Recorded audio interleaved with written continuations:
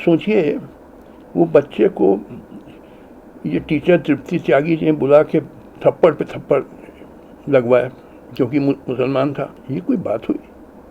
अरे ये देश सेकुलर कंट्री है, इसमें सब बराबर हैं। ये क्या है कि आप उसको पिटवा रहे हैं और बच्चों को बुलवा के कि मारो थप्पड़, तुम भी मारो थप्पड़। और जो मैंने देखा इंटरनेट पे कि उसकी माँ ने कहा 2 रात ये बच्चा सोया नहीं, खाना नहीं खाया, रोता रहा 2 रात। सोचिए कितना ये हमारे देश का बदनामी हुई है। दुनिया भर में ये खबर फैल गई है कि एक टीचर एक छोटे बच्चे को 8-9 साल का बच्चा था शायद, 8 साल का, उसको पिटवा रही है टीचर क्योंकि मुसलमान था। तो बात का बतंगड़ बना दिया। अरे जुर्म था भी मान लिया जाए तो छोटा जुर्म था कि जिससे कोई सेंसिबल आदमी इस पे कोई ज़्यादा सीरियसली नहीं लेगा।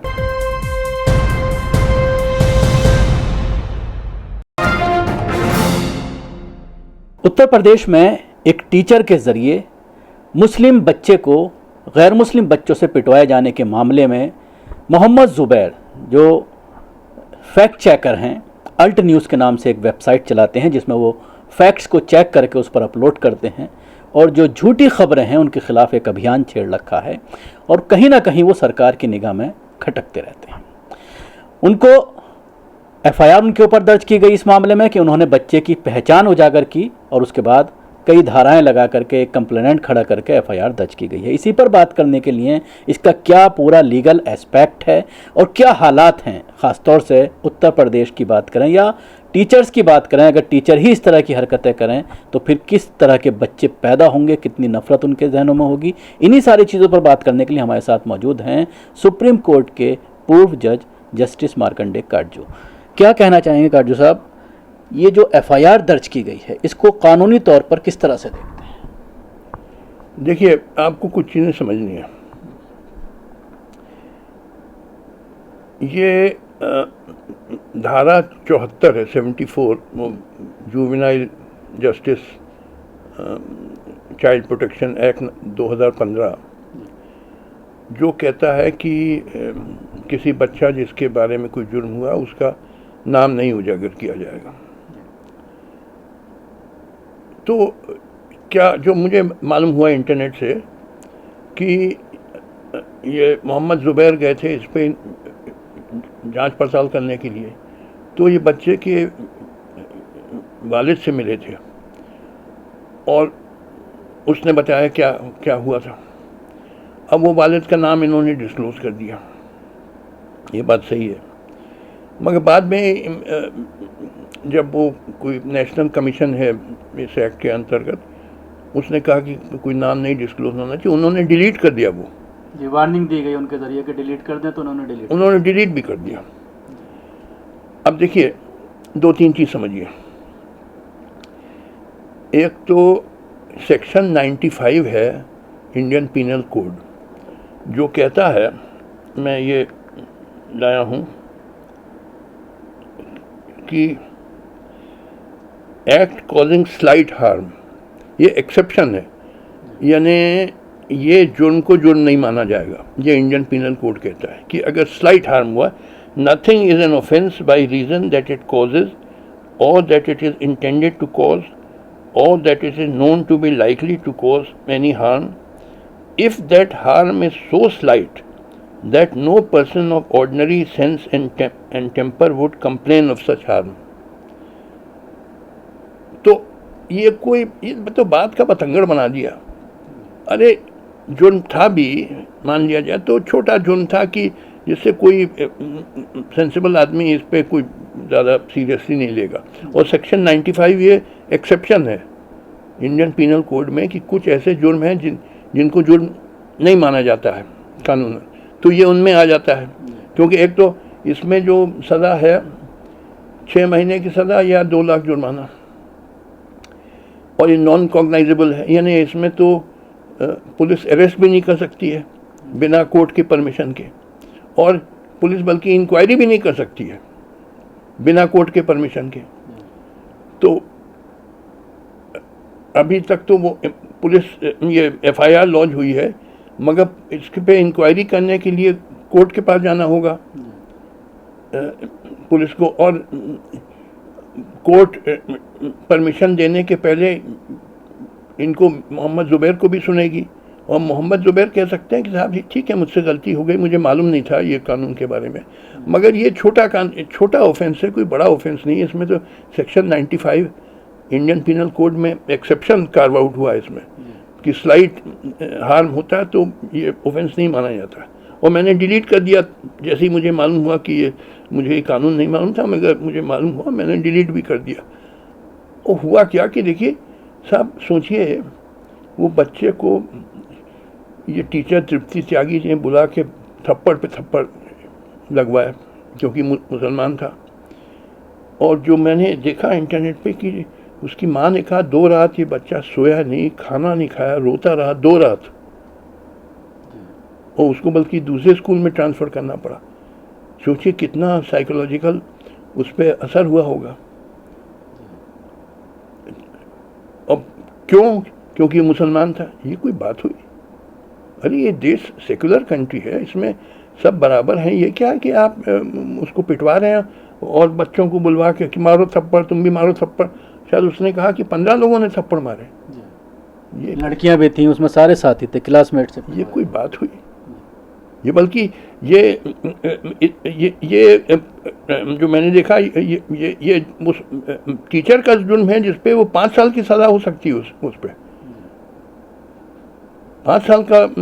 लेकिन सिर्फ एनसीआर काट करके छोड़ दिया गया, एफआईआर तक दर्ज नहीं हुई है। एनसीआर दर्ज हुई है जिसमें 2 धाराएं लगाई गई हैं टीचर के खिलाफ, कोई उसको गिरफ्तार नहीं किया गया। अरे भाई यही एक्ट में लिखा है, हम और सेक्शन मैंने देख लिए कि इसमें जो ये इस तरह के बच्चे पे करता है जुल्म, उस पर 5 साल की सज़ा है लगी ज़ुबैर पे। और धारा 75 उसी जुवेनाइल जस्टिस एक्ट 2015 में है कि provided also on account of aforesaid cruelty if the child is whoever having child actual charge of or control of child assaults, abandons, abuses, exposes or willfully neglects the child or causes or procures the child to be assaulted shall be punishable with imprisonment for 3 years or with fine. Or provided further that if such offence is committed by any person employed by or managing an organization which is entrusted with the care and protection of child, he shall be punished with rigorous imprisonment up to 5 years. तो ये teacher को interest किया था with, जब उसके class में वो बच्चा है तो उनका चार्ज में था, तो इन पे तो 5 साल की सज़ा हो सकती है। वो धारा 74 में तो सिर्फ 2 साल की सज़ा या जुर्माना, यहाँ तो 5 साल की, ये टीचर पे 5 साल की सज़ा हो सकती है, रिगरस इम्प्रिजनमेंट। तो लिहाजा ये तो उल्टा चोर कोतवाल को डांटे, जिसने किया उस पर तो आप कार्रवाई नहीं कर रहे हैं। इसने बस, भाई सोचिए कितना हमारे देश का बदनामी हुई है।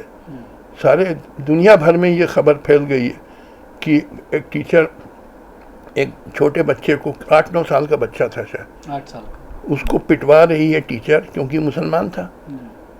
दुनिया भर में ये सब वायरल हो गया है। कितनी हमारे देश की इससे बदनामी होती है, सारा हमारा सर झुक जाता है दुनिया भर के सामने। तो लिहाजा इस पे तो सख्त कार्रवाई उस टीचर के खिलाफ होनी चाहिए। लेकिन हुई नहीं कार्रवाई जिस तरह से होनी चाहिए थी। उत्तर प्रदेश का मामला है, अगर इसकी जगह कोई मुस्लिम टीचर होता, जैसा कि आपने देखा कश्मीर में एक मामला सामने आया कि बच्चे ने बोर्ड पर जय श्री राम लिख दिया, उस टीचर ने पिटाई कर दी तो सस्पेंड कर दिया गया, गिरफ्तार कर लिया गया। भाई आप माहौल जानते हैं इस मुल्क का, आप सवाल मुझसे पूछ रहे हैं? आपको सब मालूम है क्या हालात हैं कि जो पोलराइजेशन हो रहा है फॉर पॉलिटिकल बेनिफिट, चुनाव के लिए समाज में नफरत फैलाना, ख़ासकर मुसलमानों के ख़िलाफ़, जो बहुत गलत चीज़ है। क्योंकि हमारा देश बड़ी विभिन्नता का देश है, बड़ी डाइवर्सिटी का देश है। इसमें इतने सारे मज़हब हैं, इतनी जातियां हैं, इतने भाषाएं हैं, इतनी नस्लें हैं, सबको साथ लेके चलना होगा। ये जो नीति थी महान सम्राट अकबर, मुग़ल बादशाह अकबर की, जिसका नाम था सुलह-ए-कुल, यानी सबको साथ लेके चलना, वही इस देश को एकजुट रख सकती है और तरक्की की तरफ ले जा सकती है। क्योंकि सबको आप साथ लेके चलिए।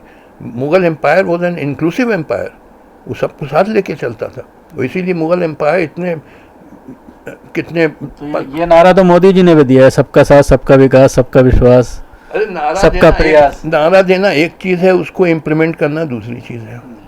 अब ये नारा देना और ग्राउंड रियलिटी में अंतर हो सकता है ना।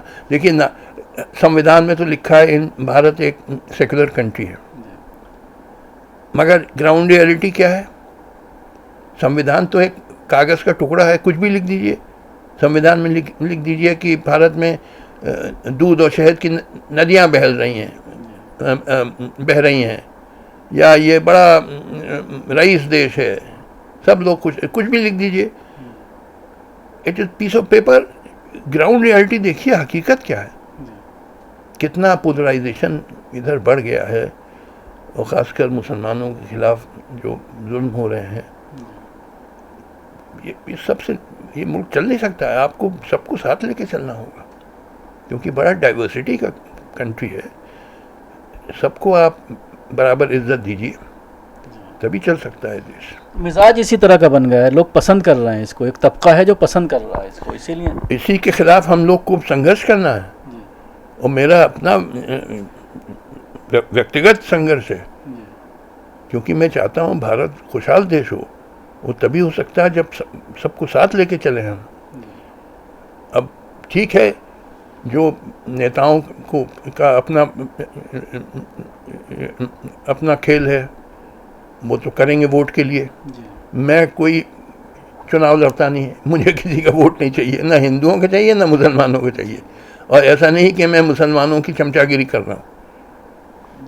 मुसलमानों में भी जो बुराइयाँ, उन पे भी उनकी भी मैं निंदा करता हूँ। बहुत सारी आपने पढ़ा होगा, चाहे हिंदुओं की मुसलमानों की, जो कुरीतियाँ हैं, पिछड़ापन है, उनमें मैंने प्रहार किया। तो मुझे किसी का वोट नहीं चाहिए, मगर नेताओं को तो वोट चाहिए। तो लिहाजा ये उनकी नीतियाँ उसी आधार पर चलेंगी।